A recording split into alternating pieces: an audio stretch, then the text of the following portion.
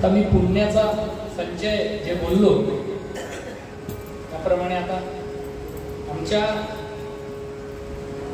घराण्यावर प्रभू श्रीरामाची अशी कृपा आहे की 4 पिढ्यापासून कीर्तनाची परंपरा असते. म्हणजे माझे पणजोबा, माझे आजोबा, माझे वडील, त्यानंतर माझी सौभाग्यवती ही या घरात आल्यानंतर ही सुद्धा कीर्तन आमच्या बाबांनी तिला शिकायला लावलं, करायला लावलं. आता ती सुद्धा आमच्या सगळ्यांपेक्षा चांगलं कीर्तन करते. आणि आमचा चिरंजीव जो इथे आता झांज वाजत होता त्याच्यात सुद्धा ते जे आले आहे. तर जन्मोजन्मी आम्ही बहुपुण्य केले तेव्हा या विठ्ठले कृपा केली याचा प्रत्यय जो आहे तो आम्ही अनुभवतो आहोत.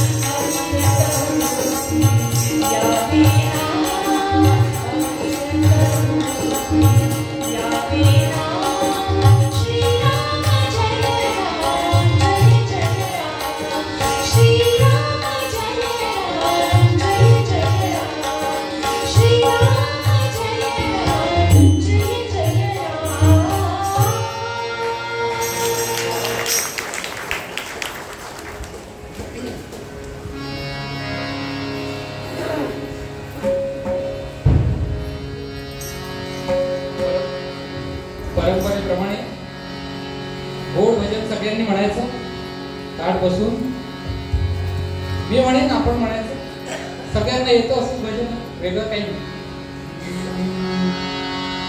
रघुपती राघव राजा राम पतित पावन सीताराम.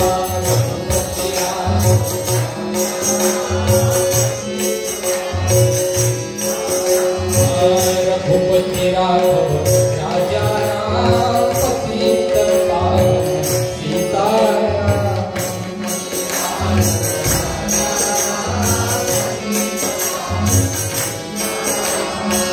सीताराम सीताराम भज मन प्यारे सीताराम.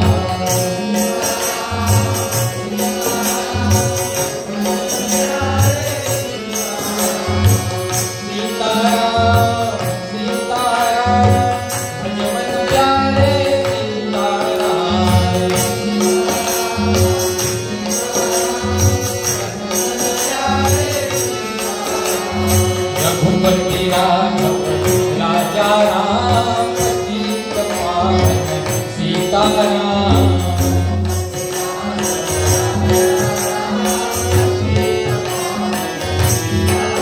असं सुंदर गोड भजन आहे बघा. त्याच्यात काही नंतर लोकांनी विनाकारणचे शब्द टाकले. ईश्वर अंगा देवना आपण अजिबात म्हणायचं. आपण जे योग्य आहे, जे बरोबर आहे, जे ओरिजिनल आहे हेच म्हणायचं. कुणीतरी भ्रष्ट केलेलं भजन म्हणायचं नाही आपण.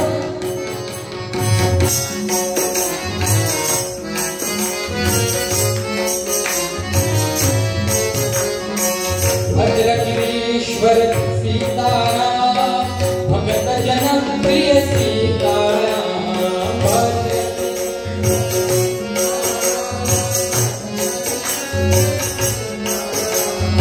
रघुपति राघव राजा राम पतित पावन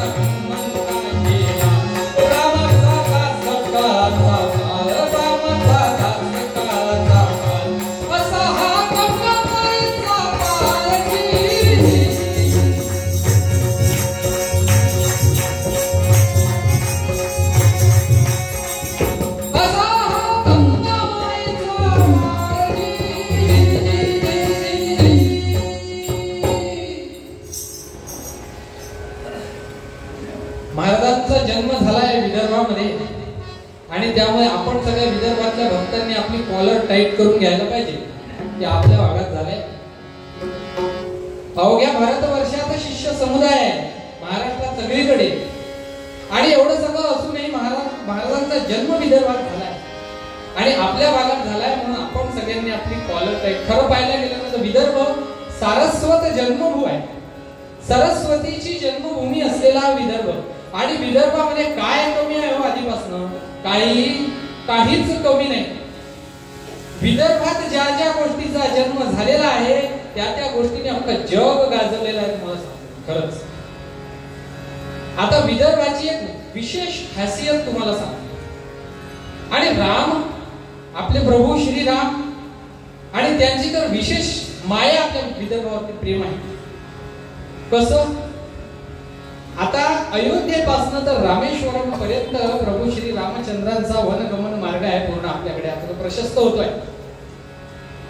या मार्गामध्ये रामपूर दिसेल तुम्हाला, या मार्गामध्ये रामनगर दिसेल, रामवाडी दिसेल, रामगाव दिसेल, खूप सगळीकडे दिसतील. रामटेक हे फक्त आपल्याकडेच आहे. म्हणजे रामालाही आपण काय म्हणतो, अरे राम टेक जरा, काय एवढी दगदग करतोय. विदर्भाची खासियत आपण आरामात राहतो. आपण रामालाही आराम दिला म्हणून आपल्याकडे रामटेक. तर अशा या विदर्भामध्ये जिथे रामानेही आराम केला, अशा या विदर्भावर रामाची विशेष कृपा राहीलच ना. म्हणून मी काय सांगितलं, समर्थांचा जन्म झाला तिकडे जामला. आपल्या महाराजांचा जन्म सुद्धा बुलढाण्यामध्ये,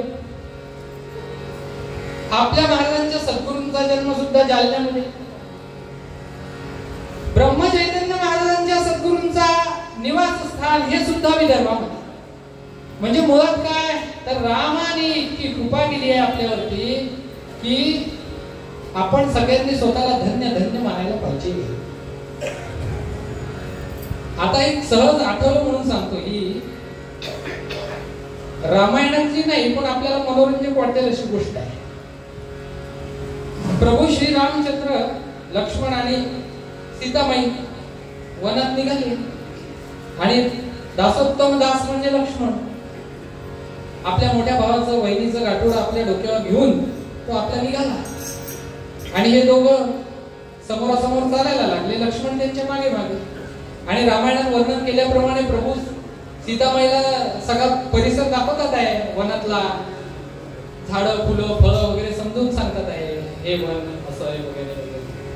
आणि हे सगळं सुरू असताना अनेक दिवसांचा प्रवास झाल्यानंतर एका ठिकाणी असं झालं की लक्ष्मणाने आपल्या डोक्यावरचं जे ओझं होतं ते असं ओझं पटकन खाली टाकून दिलं आणि कमरेवर हात ठेवून आणि असं फेकून दिलं डोक्यावरचं ओझं. हे बघितल्यानंतर आणि त्याची अशी कमरेवर हात ठेवून अशी बघणारी मुद्रा हे बघितल्यानंतर सीतामाईला प्रश्नच पडला, हा इतका आपल्या भावाच्या प्रभूच्या चरणी लीन असलेला लक्ष्मण आणि हा अचानक असा कसा वागतोय, काय झालं म्हणाले लक्ष्मणा. लक्ष्मण आपला कमरेवर हात ठेवून उभा करून, का आपण तिघही वनवासाला निघालो आहे, तिघांची 3 गाठोडी आपल्या जवळ आहेत आणि मी तुमची गाठोडी घेऊन इतके दिवस चालतोय, मला काय करायला तुमचा गाठोडी घेऊन चालायची. हे म्हटल्यानंतर सीतामाईने श्री रामचंद्राकडे पाहिलं आणि आश्चर्याने बघितलं, हे काय, असं रूप तर कधी बघितलंच नव्हतं. आणि तेव्हा मग प्रभू श्री रामचंद्राने इकडे तिकडे म्हणतो, विदर्भ लागला वाटते.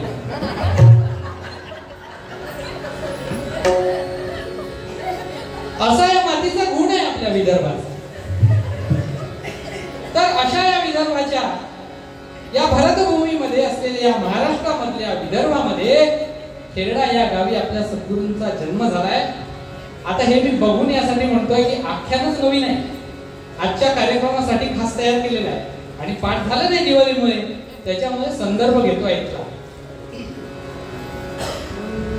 माझी भारत मातृभूमी जगती, माझी भारत मातृभूमी जगती अत्यंतची पावन, महाराष्ट्रात विदर्भ प्रांत नगरी, खेरडा बघा त्यातून रामाचीच भक्ती सदैव मुळीजा, घे मारुती जन्मतो त्या प्रल्हाद कृपार्णवा गुरुवरा, साष्टांग मी वंदितो.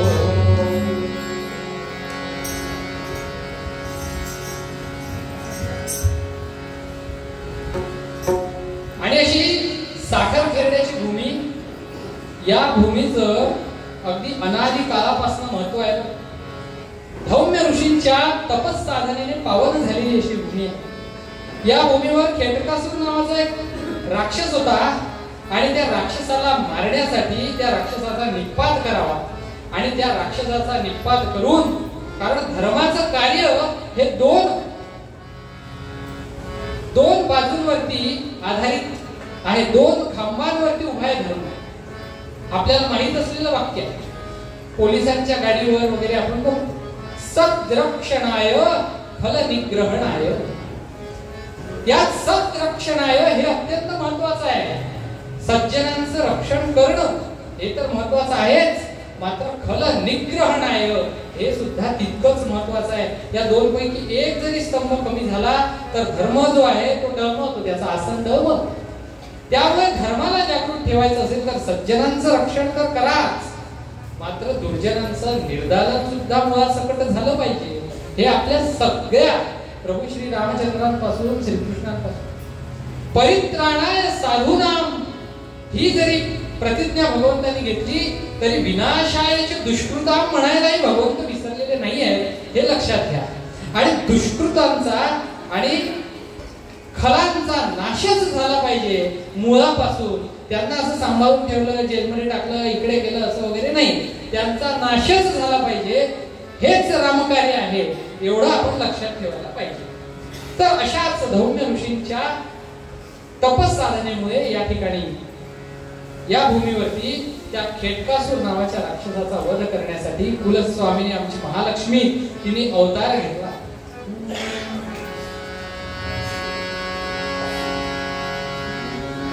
धौम्य ऋषींच्या तपस्साधने धौम्य ऋषींच्या तपस्साधने पावन भूमीवरती. धौम्य ऋषींच्या तपस्साधने पावन भूमीवरती भक्तांच्या कल्याणासाठी सद्गुरु ते अवतरती. भक्ता राम नाम तिथले, भक्ता राम नाम तिथले, मी त्या गुरुचरणात नमिले. आणि त्या खेटकासुराचा वध करण्यासाठी भगवती महालक्ष्मीची प्रार्थना धौम्य ऋषींनी केली आहे. आणि त्या प्रार्थनेचं बळ म्हणून, त्या तपस्साधनेचं फळ म्हणून भगवतीने अवतार घेतला आणि त्या खेटकासुराचा वध केला. आज सुद्धा त्या भागामध्ये धौम्य ऋषींची तपोभूमी, त्यांचं मंदिर आहे. आणि महालक्ष्मीचं मंदिर तर आता तुम्हाला सगळ्यांना माहितीच आहे. आता खरं म्हणजे हा प्रश्न मला एवढा पडला होता इथे, जेव्हा मला सांगितलं काकांनी की तुला कीर्तन करायचंय, आमचं गुलालाचं कीर्तन करायचं आहे महाराजांचं. मी म्हटलं महाराजांचं कीर्तन करायचं आहे कोणासमोर? तर अरे ज्यांनी महाराजांना पाहिलाय अशी लोक असतील यामध्ये. आणि त्यांना सगळं माहित असताना मी त्यांच्यासमोर मी काय सांगणार? मी त्यांना त्या महाराजांचं चरित्र, इतका प्रश्न पडला मला, काय सांगावं. मग मी सरळ महाराजांना सांगितलं, जे मला पुरेल, तुम्ही जे सांगाल ते मी सांगणार, माझ्याकडून जे निघेल ते निघेल आणि ते तुम्हीच बघून घ्या आता जे काही करायचं. आज जे काही होईल ते सगळं काही त्यांचं आहे असं समजून जे काही माझं चुकेल, कारण की मी केवळ काही पुस्तकं वाचली, काही संदर्भ वाचले आणि त्यावरनं केलं आहे. तुमचं ज्ञान, तुम्हाला माहित असलेल्या गोष्टी माझ्यापेक्षा कितीतरी जास्त आहेत हे मलाही माहिती आहे. परंतु आज या गादीवरती उभा आहे, त्यामुळे भक्तिभावाने मलाही सांभाळून घ्या आणि तुम्ही सगळ्यांनी सुद्धा या कीर्तनाचा आनंद घ्या. तर महाराजांचा जन्म झालाय काळे घराण्यामध्ये, जन्मोजन्मी आम्ही बहुपुण्य केले हे जे म्हटलंय ना मी, याचा प्रत्यय या घराण्यामध्ये आहे. अनेक पिढ्यांपासून घरामध्ये अग्निहोत्राची परंपरा चालत आलेली. आणि अग्निहोत्राची परंपरा म्हणजे काय याचा यथार्थ अनुभव जर आपल्याला घ्यायचा, फार दूर जायची गरज नाही. आपल्या नागपूर जवळच नारायण नगर आहे, अमरावती रोडला वडधावणा, आणि तिथे पांढरीकर गुरुजींचा गुरुकुल आहे. पांढरीकर गुरुजींकडे सुद्धा अग्निहोत्र आहे. आणि आजच्या काळात सुद्धा अग्निहोत्राचं सगळ्या नियमांसह त्यांनी अग्नी स्थापन करून पूजा केलेली आहे. आणि अग्निहोत्र म्हणजे केवळ अग्नी सांभाळणं नसतं, तर त्यामागे बरंच काही असतं. शिष्य, त्यांना याज्ञिकी शिकवावी लागते आणि शिष्यांचं संगोपन करावं लागतं. घरी शेकडो पंक्ती रोज उठतात आणि त्या काळात तर हजारो उठत असत महाराजांच्या घरामध्ये. आणि अशा घरामध्ये जन्म झाला. आणि या घरामध्ये जन्म झाल्यानंतर लहानपणापासूनच महाराजांच्या मनामध्ये अगदी भक्तीला पोषक असंच वातावरण. महाराजांच्या आईंना म्हणजे गंगाबाईला अनेक संतांनी असा दृष्टांत दिला होता, सांगितलं, अनेक भविष्यवेत्त्यांनी सांगितलं होतं की तुझ्या पोटी एकापेक्षा एक संत जन्माला येतील आणि तो प्रत्यय तो खरा ठरला. संतांचे शब्द कुठे ठरत नाही. महाराजांचा जन्म झाला, नाव प्रल्हाद ठेवण्यात आलं आणि हळूहळू दिसामासाने तो प्रल्हाद बाळ घरामध्ये वाढायला लागला. वाढत बाळ सुखात आता, वाढत बाळ सुखात आता, मातेच्या लाडात आता, मातेच्या लाडात आता, वाढत बाळ सुखात.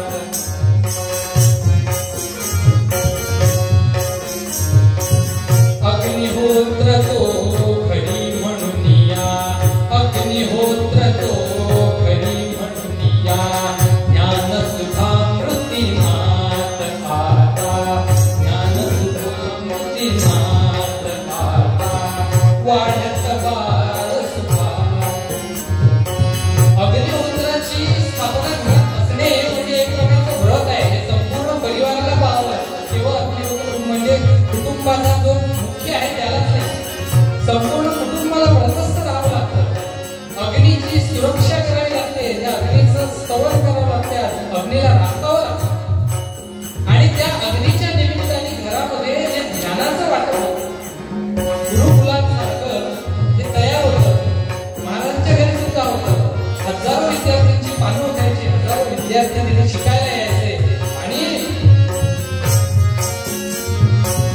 ज्येष्ठ जनाचा वरद हस्त तो, ज्येष्ठ जनाचा वरद हस्त तो, बाळाच्या डोक्यावर आता, बाळाच्या डोक्यावर आता, वाढत बाळ सुखात.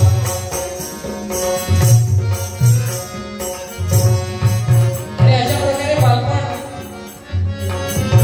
सुरू झालं. दिसामासांनी वाढायला लागले आणि मनामध्ये सतत रामभक्ती रामभक्ती आणि रामभक्ती हे एकच ब्रीद घेऊन छोटा प्रल्हाद जो आहे हळूहळू मोठा व्हायला लागला. याचे खेळही असे वेगळेच होते. हे बघा, जे ध्यानसिद्ध असतात ना जन्मापासून, जे आधी सांगितलं आहे ना, जन्मोजन्मीचं पुण्य जेव्हा येतं गाठीशी तेव्हा ध्यानसिद्ध असे पुत्र जन्माला येते. आपल्या स्वामी विवेकानंदांची कथा तुम्ही बघा. स्वामी विवेकानंद जन्मापासून ध्यानसिद्ध म्हणूनच जन्म घेतला. आपल्या सगळ्यांना ध्यानसिद्ध होण्यासाठी खूप कष्ट घ्यावे लागतात. जप करा, जप करा, 2-2, 3-3 तास. सद्गुरू सांगतात 13 माळा जप करा. 3 माळामध्ये झोप यायला लागते. माझा स्वतःचा अनुभव आहे, असं मी दुसऱ्याचा अनुभव सांगत नाही. एवढी भीती वाटत होती अनुग्रह घेतल्यानंतर की आपण 3 माळानंतर मग श्री राम राम राम जय राम असं काहीतरी होऊन जात. मग कधी अनेकदा माळही खाली पडते. ही म्हणजे ही माझी स्थिती. बरं, आपण अनेक वर्षापासून जप करतात. त्यामुळे अनुग्रह घेतल्यानंतर गोंधळल्याला मला असं वाटलं आता सगळ्यांसमोर, कारण तिथे खूप लोक जप करत असतात, आपल्याला झोप लागली तर कसं होईल. एकदमच इज्जतीचा भाजीपाला. मात्र तेव्हा 6 माळांचा जप केला, तिथे झोप नाही आली. आणि त्यानंतर तुम्हाला सांगतो माझा स्वतःचा अनुभव आहे. आजपर्यंत माळ जपताना झोप नाही आली. तो एक प्रकारचा आशीर्वादच आहे, तो एक प्रकारचा परिणाम आहे. तो तिथे गेल्यानंतर, अनुग्रह घेतल्यानंतर. आता हे मला तुम्हाला खरंच सांगायची आवश्यकताच नाही, तुम्हाला सगळ्यांना हा अनुभव असेल.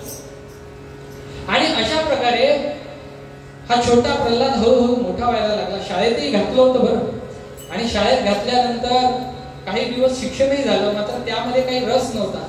त्यांना तर रस नव्हताच, मुळात घरच्या लोकांना सुद्धा रस नव्हता. कारण की ह्या शाळेच्या शिक्षण पद्धतीमुळे काय नुकसान होतं याची जाणीव त्यांना आधीपासून होती. त्याच्यामुळे त्यांनी प्रल्हादाला गुरुगृही पाठवून त्याला शिक्षण दिले. तोपर्यंत काय करायचं म्हणून शाळेत टाकले. मग त्यामधली एक कथा तुम्हाला सगळ्यांना माहिती असलेली असेल की शाळेतल्या मास्तरांनी सांगितलं की टोळ घाट आलेली आहे आणि टोळाला मारायला जायचं आहे आपल्याला सगळ्यांना, आणि मग मनामध्ये करुणा की त्यांना आपण कशाला मारायचं बाबा. म्हणून महाराजांनी हे सगळं हे निमित्त मात्र आहे तुम्हाला सांगितलं. या सगळ्या लीला आहेत ना, या सद्गुरू घडवत असतात कशासाठी, या रंगवून सांगणाऱ्या कथेमध्ये सांगण्यासाठी आहे खरं सांगायचं. मात्र या लीलेमधून यांना एकच साध्य करायचं राहतं सद्गुरूंना की आपल्याला पुढे जायचंय, आपलं कर्तव्य पुढे करायचंय. या गोष्टीचं गुरु हे तत्व जे आहे ना ते पिढ्यानं पिढ्या म्हणजे शिष्यांच्या पिढ्या, बरं आपल्या आई वडिलांची पिढी अशी पिढी म्हणून नाही, पण गुरुंकडनं शिष्याकडे, त्यामधून दुसऱ्या शिष्याकडे, असे या परंपरेनुसार चालत आले हे तत्व पुढे जातं. आणि ते तत्व जे आहे ते हे आहे सगळ्या गोष्टी करायला हवं. आपल्यासारख्या लोकांना आहे ना अशी लीला बघायला फार आवडते. त्यामुळे मग भगवान श्रीकृष्णांनी जेव्हा अवतार घेतला सगळा लीलाधर अवतार होता. लहानपणापासून भरपूर लीला केल्या आणि तसंच थोड्याफार लीला ज्या आहे महाराजांनी सुद्धा आपल्या जीवनामध्ये केल्या. लहानपणी काय करायचं, जायचं रामनामाचा जप करायचा. खेळ काय तर कुठेतरी शांत बसून रामनामाचा जप करायचा. जप करता करता समाधी लागून जायची. मी आधी सांगितलं ध्यानसिद्ध होण्यासाठी आपल्यासारख्यांना जन्म जातो आपला, मात्र यांना रामाने फॉर्मॅट करूनच पाठवलेलं आहे. ध्यान लागतच लगेच, कुठेही बसा. एखाद्या गुहेमध्ये बसले, ध्यान लावलं, श्रीराम जय राम जय जय, आणि सातत्याने अनेकदा घरचे लोक शोधत जायचे कुठे गेला. कुठेतरी एखाद्या ठिकाणी बसून, एखाद्या दगडावर, एखाद्या गुहेमध्ये कुठेतरी बसून काय करायचं, ध्यान लागलेलं आहे. आणि सतत काय करायचं, राम राम राम राम जप करी सदा, राम राम राम जप करी सदा, राम राम राम राम.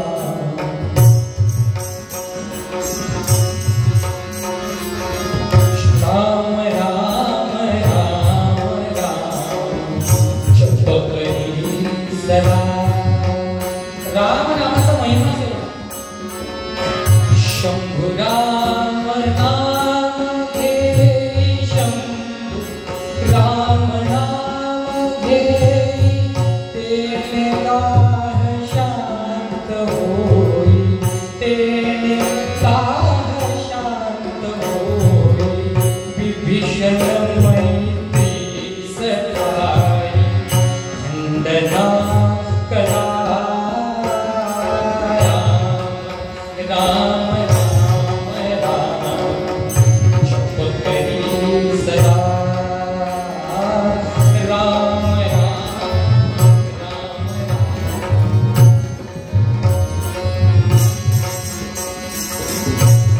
रामाचा जप, राम उपासना आणि राम उपासना करत राहायची.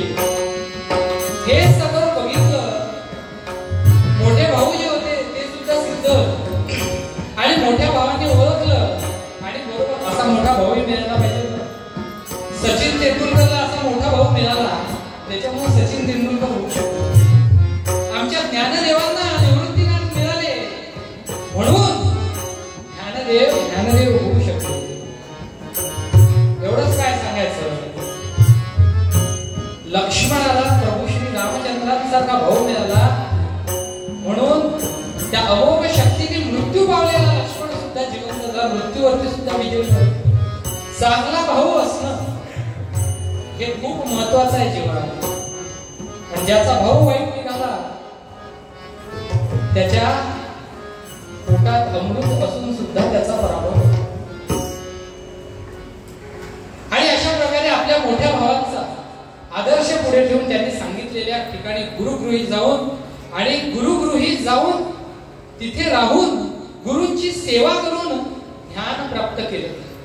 सगळ्या पद्धतीचं ज्ञान प्राप्त केलं. मात्र जे सांगितलं ना आधी मी की त्यांना तिकडनं शिकवूनच पाठवलं होतं की राम नाम स्वरूपातच आहे. त्याच्यामुळं छंद लागायचा कुठला तर रामनामाचाच छंद होता. त्यांच्या गुरूंनी ओळखलं म्हणे बाळा तुला रामनामात फार गती आहे, त्याच्यामुळे तू नामस्मरण भक्तीच कर. आपल्या नारदांनी देवर्षी नारदांनी ज्या नवविधा भक्ती सांगितल्या आहेत त्या भक्तीमध्ये पहिली श्रवण भक्ती आहे जी तुम्ही करता, दुसरी कीर्तन भक्ती आहे आणि तिसरी आहे विष्णू स्मरण म्हणजे नामस्मरणाची. म्हणजे सरळ सरळ यांचा जन्म झाल्यानंतर हे तिसऱ्या वर्गातच होते आणि नामस्मरणाचं महत्व जाणून होते आणि म्हणून त्यांच्या गुरूंनी सांगितलं नामस्मरणाची भक्ती कर. हळूहळू वाढायला लागले, मोठे व्हायला लागले. ज्या वयामध्ये आपल्याकडचे लोक खेळ खेळतात, कुठे जातात, मोबाईलच बघतात. आता मोबाईल बघण्यासाठी वयच राहिलेलं नाही. कारण म्हणजे जन्म झालेला 4 दिवसानंतरही त्याला मोबाईल दाखवतात तरच खातो, अन्यथा खात नाही. अशी वाईट परिस्थिती आहे सध्या. मात्र खेळण्या बागडण्याच्या वयामध्ये गुरुचा शोध घ्यायला निघाले. गुरु कुठे मिळेल या गोष्टीसाठी अनेक लोकांची हयात निघून जाते, गुरु मिळत नाही त्यांना. आणि गुरु मिळावा यासाठी अनेक जण तपश्चर्या करतात. त्यासाठी गुरु त्यांना त्या जन्मात मिळतो, कधीतरी मिळतो. आपल्या महाराजांचं तुम्हाला सांगतो इतकं त्यांच्यावरती गुरु कृपा की प्रत्यक्ष गुरुच त्यांच्या घरी चालत आले.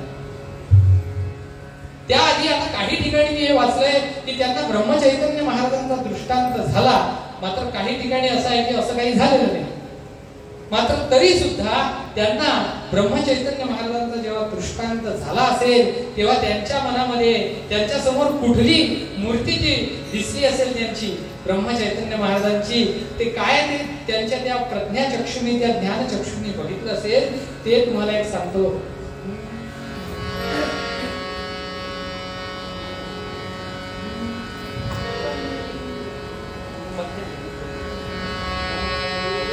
उपासने से झळके तेज अशी जयांची कांती. उपासने से झळके तेज अशी जयांची कांती. नयनामधला करुणा सागर, नयनामधला करुणा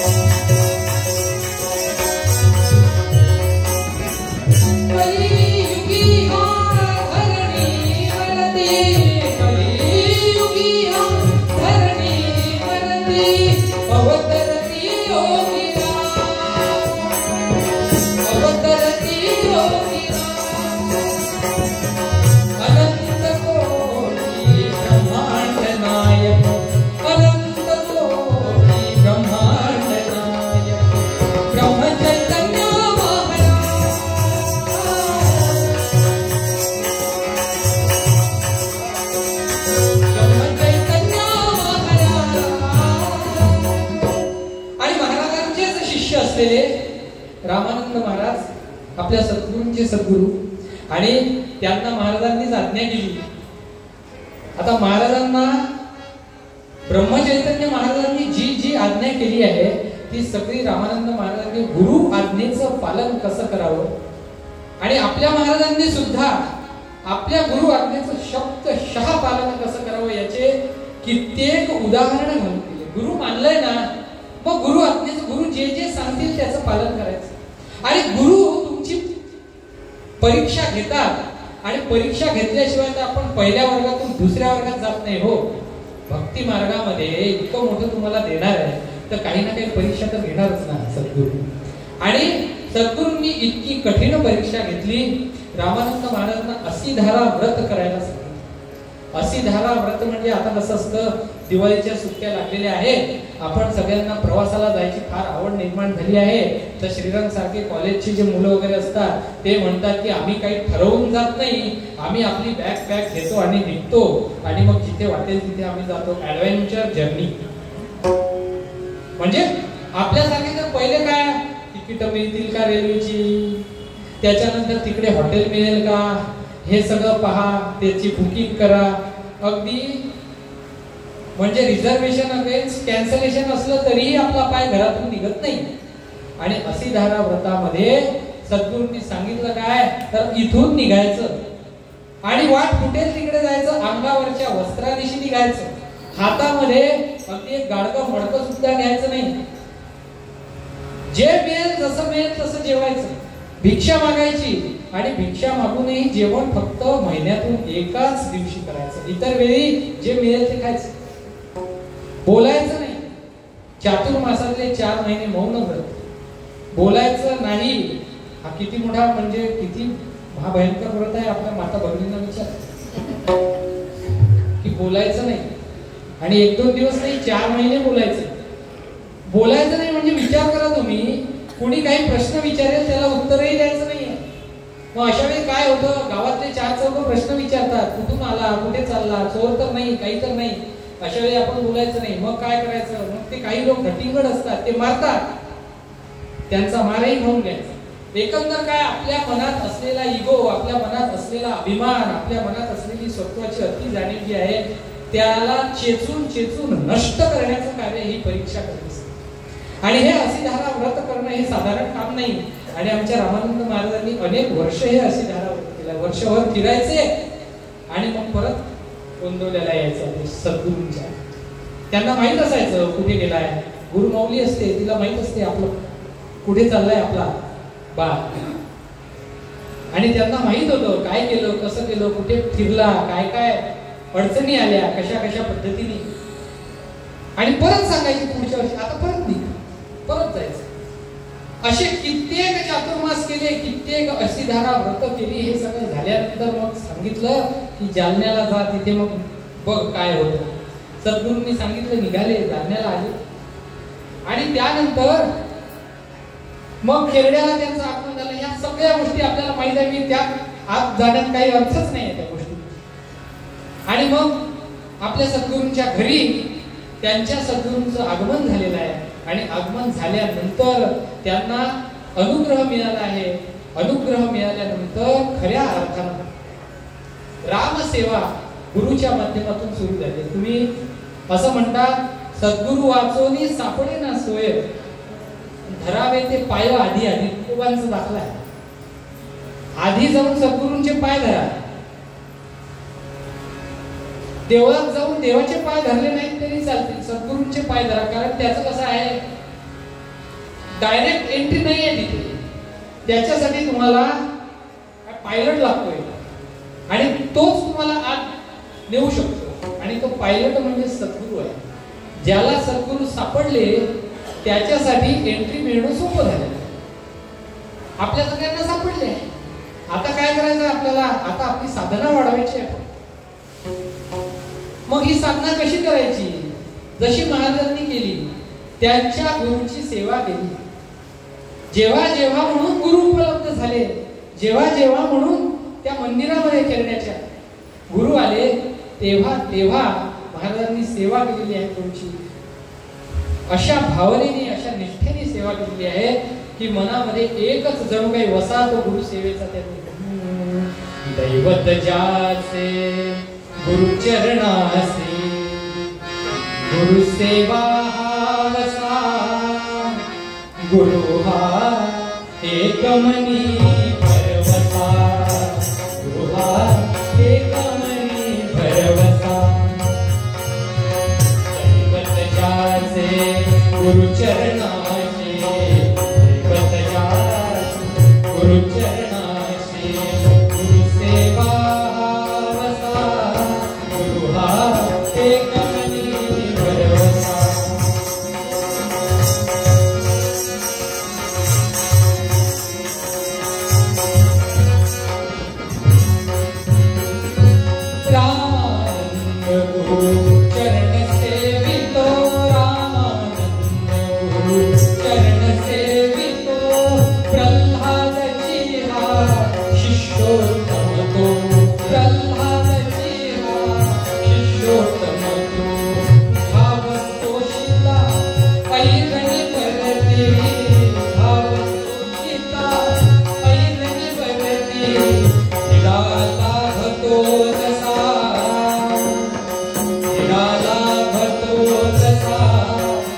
आणि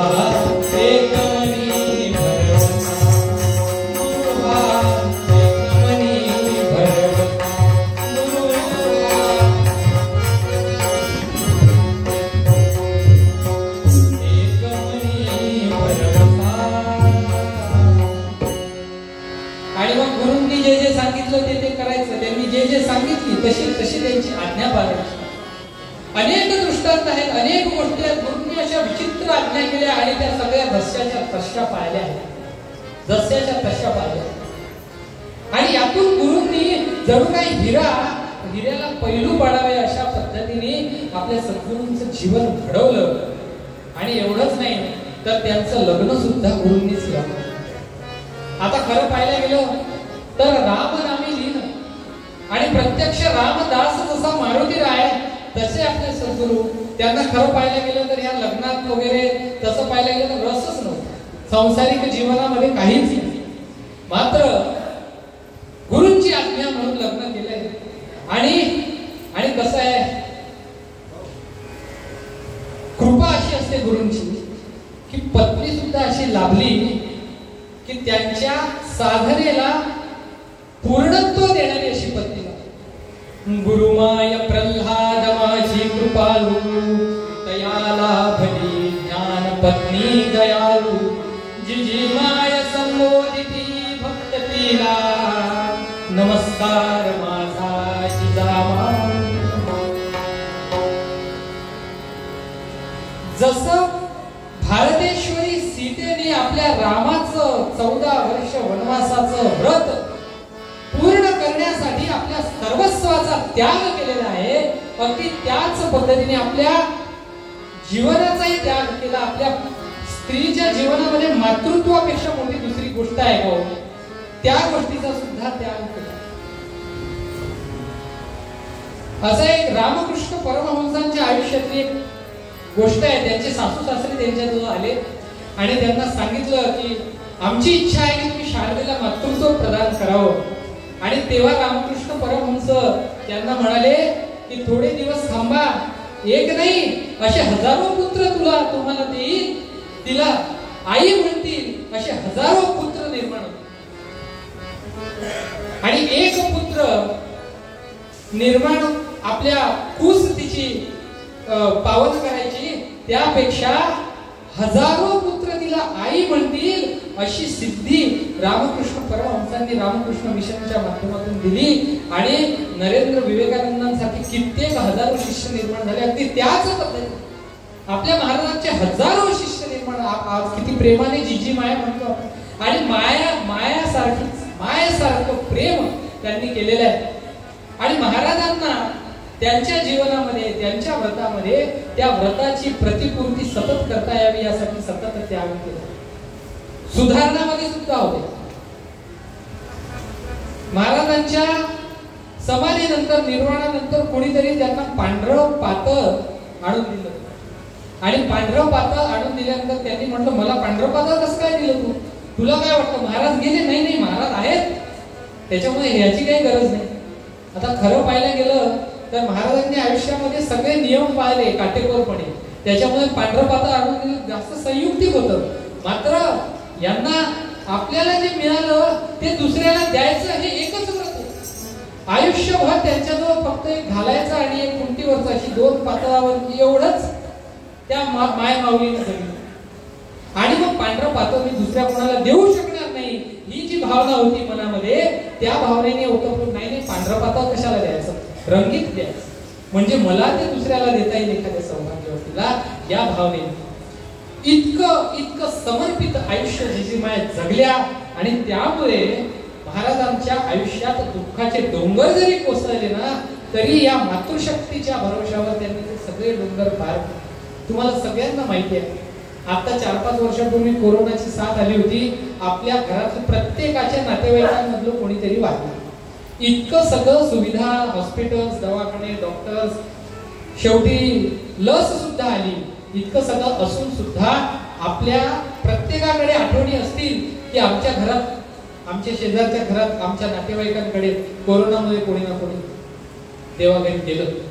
अशीच इन्फ्लुएन्झाची साथ तेव्हा आली आणि महाराजांच्या घरी महाराजांचे मोठे भाऊ, महाराजांचे वडील, महाराजांचे दुसरे मोठे भाऊ आणि त्यांची लहान भावाची पत्नी असली वहिनी, ह्या 4 लोकांचा देहांत अगदी 8-10 दिवसाच्या अंतराने झालेला. इतका भयानक दुःखाचा डोंगर कोसळल्यानंतरही आपल्यासारख्याला तर आपलं आयुष्य उद्ध्वस्त व्हायचं. मात्र रामदासाला तसं करता येत नाही, कारण प्रभू श्री रामचंद्रांचा संदेश आहे तो, जीवासवे जन्मे मृत्यू जोड जन्म जात, दिसे भासते ते सारे विश्व नाशवंत, काय शोक करिसी वेड्या स्वप्नीच्या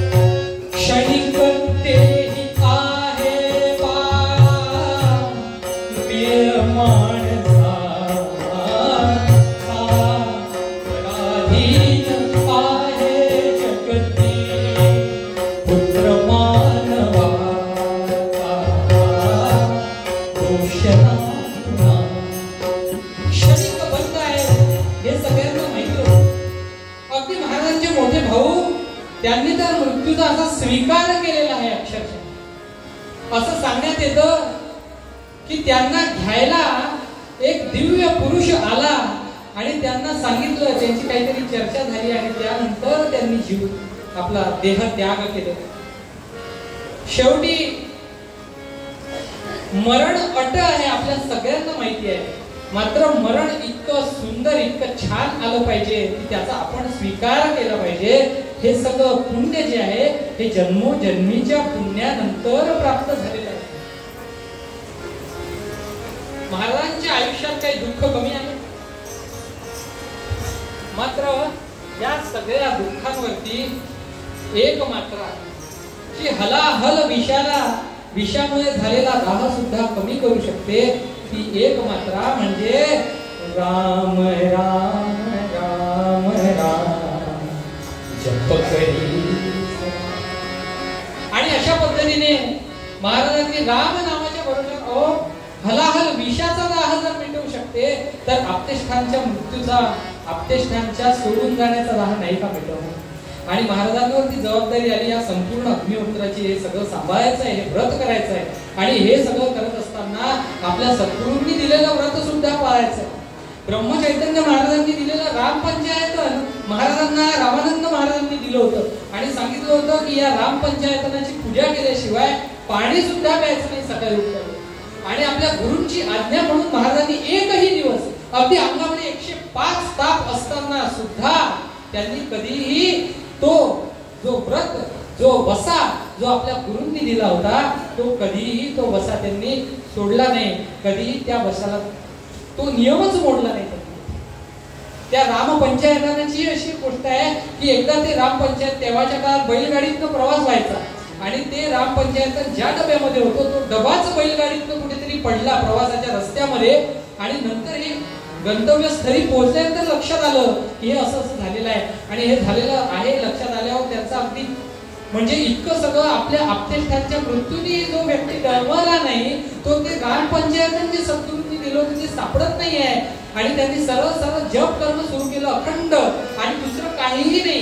जप श्रीराम जय राम जय जय राम, श्रीराम जय राम जय जय राम. 3 दिवस झोपले नाही, अन्न नाही, पाणी नाही. आणि मग सगळे भक्त वृंद त्या रस्त्यावरती गेले परत. आणि ते जेव्हा तो डबा सापडला आणि राम पंचायतन त्या मंदिरामध्ये परत मिळालं, त्यानंतर महाराजांनी पाणी पिलं. 3 दिवस पर्यंत फक्त राम नामाचा जप केला. आणि त्यानंतर सद्गुरूंनी जे जे सांगितलं ते सगळं केलंय, सगळं त्याग. आता हे व्रत आपल्याकडनं होत नाही. गुरुचं व्रत आपल्याला करायचंय की आपल्या परिवाराचं, कुटुंबाचं व्रत करायचं. त्यावर गुरूंनीच सांगितलं, एक दिवस अशी प्रवचन दिलाय वैराग्य लक्षणावरती. आणि वैराग्य लक्षणावरच्या प्रवचनानंतर महाराजांच्या जीवनामध्ये अमूलाग्र बदल झाला. आणि त्यानंतर त्यागाची जी मालिका सुरू झाली ती सतत सुरूच राहिली. हरी म्हणा, गोविंद म्हणा, गोपाल म्हणा, हरी नारायण. हरी म्हणा, गोविंद म्हणा, गोपाल म्हणा, हरी नारायण. गोविंद गोपाल हरी नारायण. हरी म्हणा, गोविंद म्हणा, गोपाल म्हणा, हरी नारायण. गृहत्याग केलेला आहे, गृहदान केलं. अशा व्यक्तीला दान केलं जो व्यक्ती हे अभिमुखाचं व्रत जे आहे ते पुढे चालवू शकेल सक्षमपणे आणि आपल्या कुटुंबाचा जो बसा आहे तो सुद्धा पुढे जाईल. राम म्हणा, राजा राम म्हणा, सीताराम म्हणा, आत्मा राम म्हणा, राम म्हणा.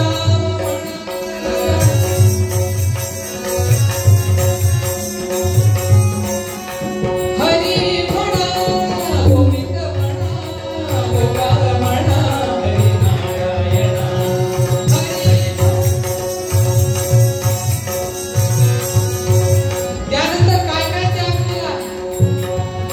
आपल्या घरातले सगळ्या वस्तू, अगदी राहत्या कपड्यानिशी, फक्त घातलेल्या कपड्यानिशी, आणि त्यांनी घर सोडलाय. ज्यांना ज्यांना लागणार त्या सगळ्यांना त्या वस्तू दान केल्या.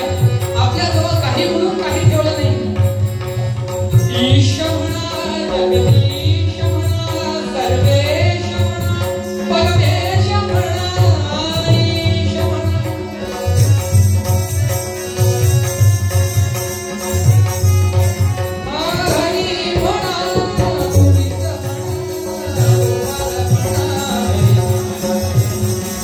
हरी म्हणा, गोविंद म्हणा, गोपाल म्हणा, हरी म्हणा, गोविंद म्हणा, गोपाल म्हणा, हरी नारायण. गोविंद गोपाल हरी नारायण. गोविंद गोपाल हरी नारायण. हरी नारायण, हरी नारायण.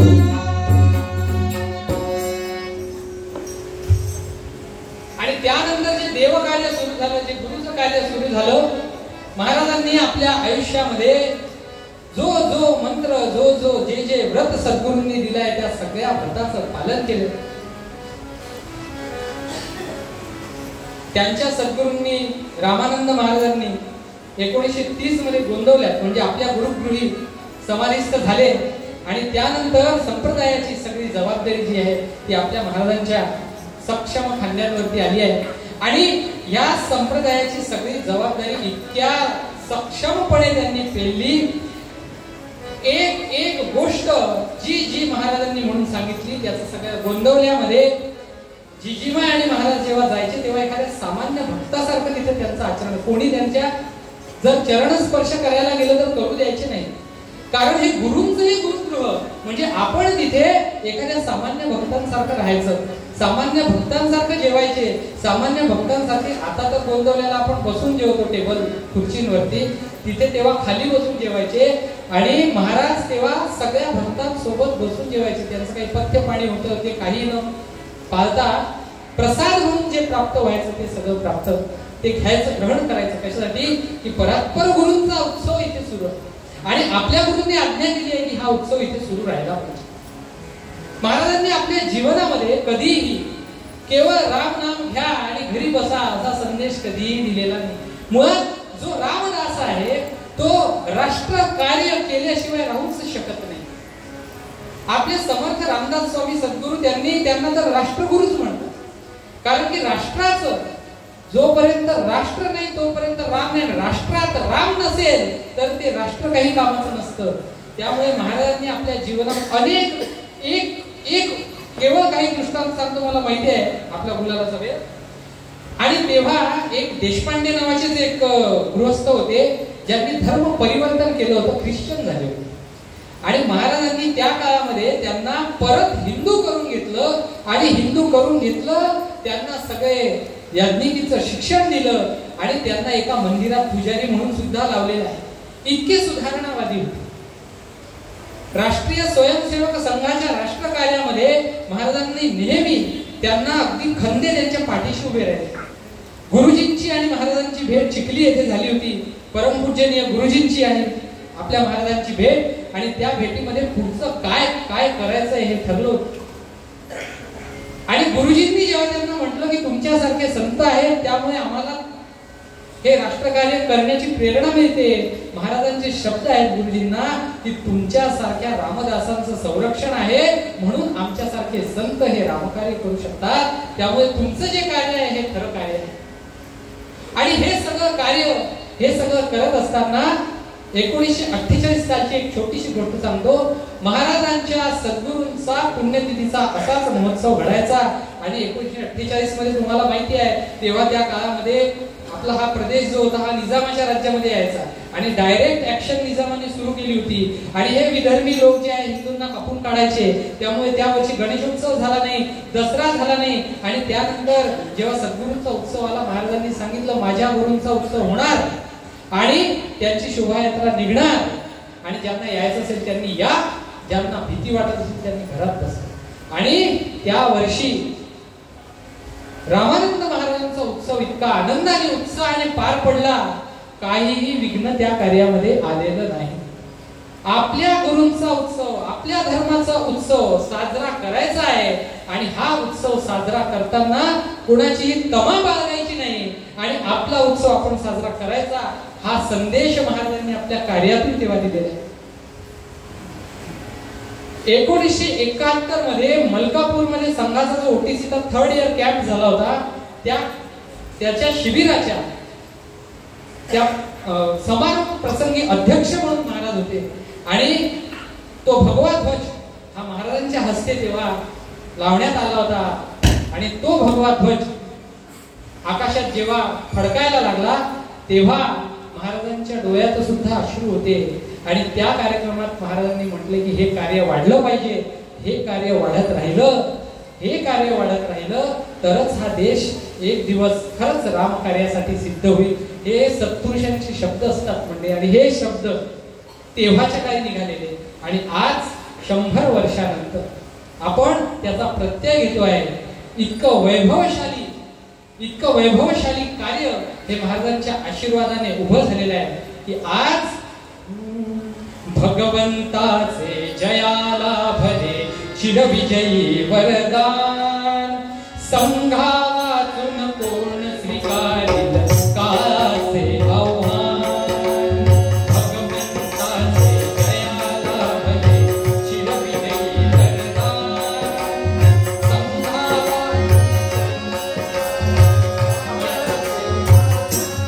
शिवाय महाराजांनी यात्रा काढल्या, त्रिधाम यात्रा, आणि यात्रेमध्ये सर्वांना घेऊन जायची आबाला यात्रा केली पाहिजे. म्हणते आपण सगळ्यांनी यात्रा केली पाहिजे. आपण अयोध्येला गेलं पाहिजे, काशीला गेलं पाहिजे, आपण द्वारकेला गेलं पाहिजे, रामेश्वरमला गेलं पाहिजे, स्वतःच्या खर्चाने गेलं पाहिजे. यासाठी आपण गेलो तर ही तीर्थक्षेत्र टिकतील, ही तीर्थक्षेत्र टिकली तर आपली संस्कृती टिकेल, आपला धर्म टिकेल. हा सर्व आदर्श महाराजांनी 15 बस, त्याच्यासोबत गाड्या, त्याच्यासोबत त्या लोकांच्या खाण्याची राहण्याची व्यवस्था, हा सगळा डोलारा वयाच्या 75व्या 80व्या वर्षी महाराजांनी सांभाळला. किती मोठं कार्य, त्याच्या मागचा दृष्टिकोन किती मोठा होता की यात्रा केली पाहिजे. आज आपल्याकडे गडकरी साहेबांच्या कृपेने सुंदर रस्ते झाले आहेत की आपण घरची गाडी काढून 3 दिवसात जाऊन तिकडे स्नान करून आलो कुंभामध्ये. इतकं सहज यात्रा करणं झालं आहे.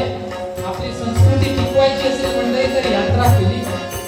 अशीच यात्रा करत असताना महाराजांच्या जीवनामध्ये या यात्रेचा शीण आला आणि जसं सांगितलंय की शरीराचे रोग जे असतात ते दुखावेच लागतात.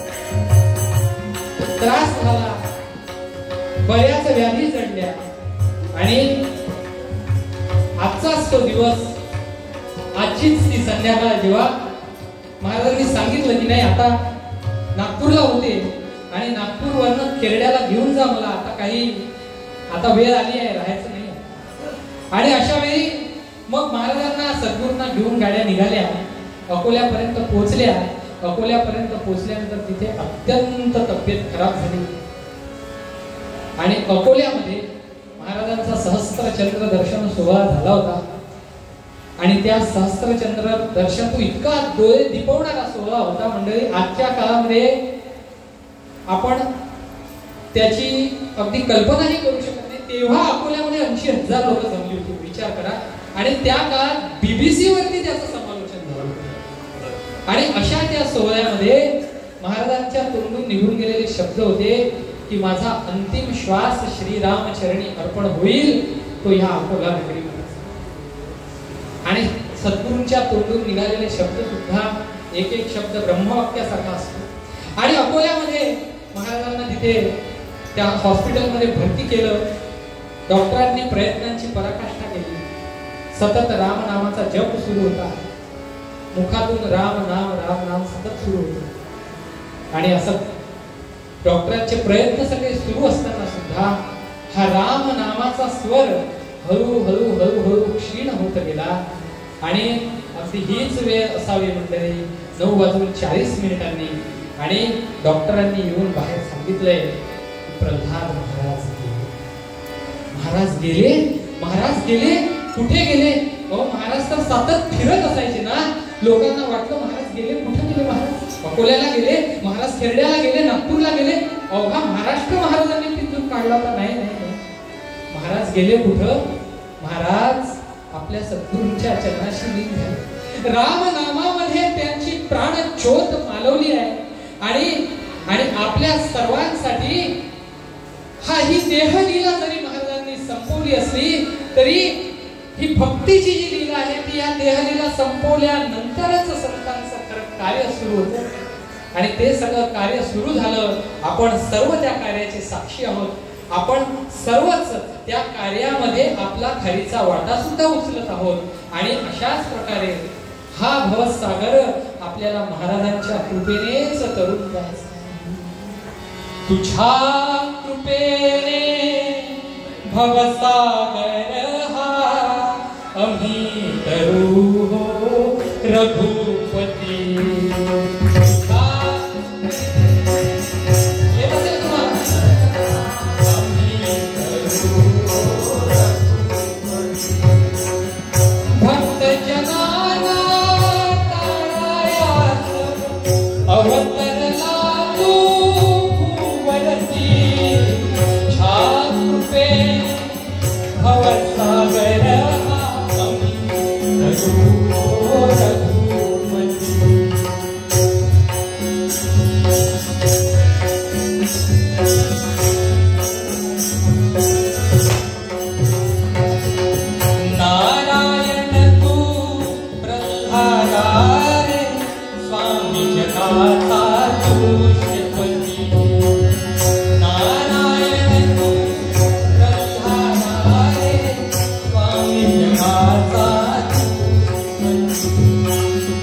अज्ञानाने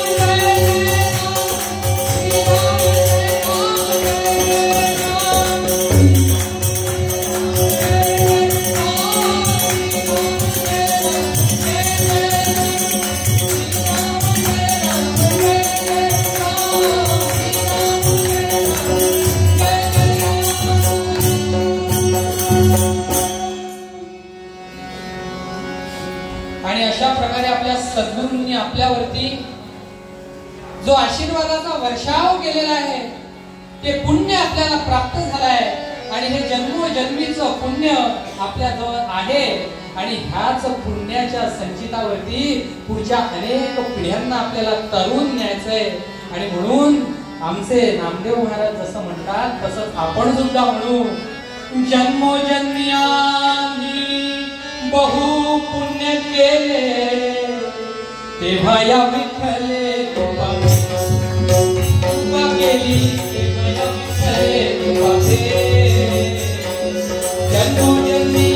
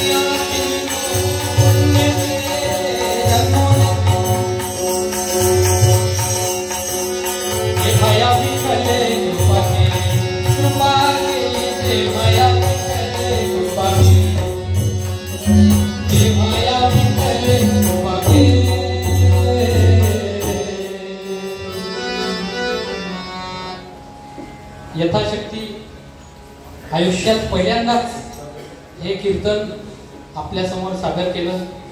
मी आधीच सांगितलं होतं, मज पामरासी काय थोरपण पायीची वाहन पाहिजे. माझ्यापेक्षा आपण सगळेजण ज्येष्ठ श्रेष्ठ माझ्यापेक्षा जास्त माहिती असलेले सद्गुरूंचे भक्त आहेत. मी त्या वाटेवर अजून फार मागे, त्यामुळे माझ्या ज्या काही चुका झाल्या असतील त्या जिजी मायेच्या मायेनं पदरात घ्या आणि जे काही चांगलं झालं असेल ते सद्गुरूंच्या चरणी अर्पण करू. आज दोघांचा परिचय झालेलाच आहे, मात्र तरी सुद्धा प्रशांत आणि श्रीरंग, आपले श्रीराम कसे होते, एका दृष्टीने शांत होते, इकडून शांततेचा रस आला, इकडून रंग भरण्यात आला आणि मग कीर्तनामध्ये चैतन्य निर्माण झालं. आणि हे सगळं एक देवाचं व्रत. समर्थांनी सांगितलं आहे ना, सामर्थ्य आहे चळवळीचे जो जो करील तयाचे, परंतु तेथे भगवंताचे अधिष्ठान पाहिजे. देवव्रत या ठिकाणी विराजमान झालाय. त्यामुळे हे सगळं सद्गुरूंच्या कृपेनं घडून आलं. आपला सर्वांना जे चांगलं झालं असेल सद्गुरूंना अर्पण करतो. एक छोटीशी प्रार्थना आहे, आपण सगळ्यांनी हात जोडून ताट बसून म्हणायचं. कारण की महाराजांनी संस्कृती आणि राष्ट्रासाठी खूप कार्य केलं, ते राहिलं तरच हे सगळं राहणार आहे. त्यामुळे आपल्या संस्कृतीचा जय जयकार आपण. धर्मकारणे सदा सहिष्णू म्हणा, रणांगणे या सदा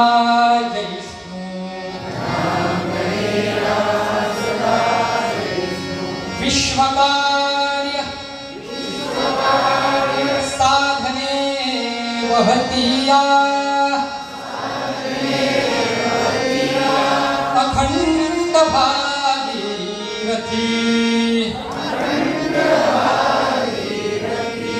जयतु सा भारतीय संस्कृती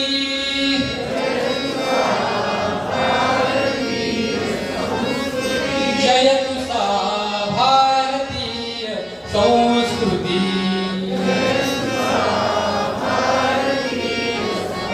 आणि आणखी एक महत्त्वाचा उल्लेख म्हणजे ज्यांनी साऊंड दिला इतका सुंदर साऊंड आहे म्हणजे मला स्वतःचा आवाज इतका छान ऐकू येतोय तुम्हाला तर छानच ऐकू येत असेल त्याचं खूप खूप अभिनंदन आमचा आवाज तुमच्यापर्यंत पोहोचवण्याचं महत्त्वाचं कार्य ते करत असतात समोर दिसत नाहीत मात्र आवाज पोहोचतो त्यांच्यामुळे तर हे सगळं कीर्तन महाराजांच्या चरणी अर्पण करतो आणि तुम्ही श्रोते सगळे तुमच्यातल्या रामतत्वाला वंदन करून आजचं कीर्तन संपवतो याची दान एका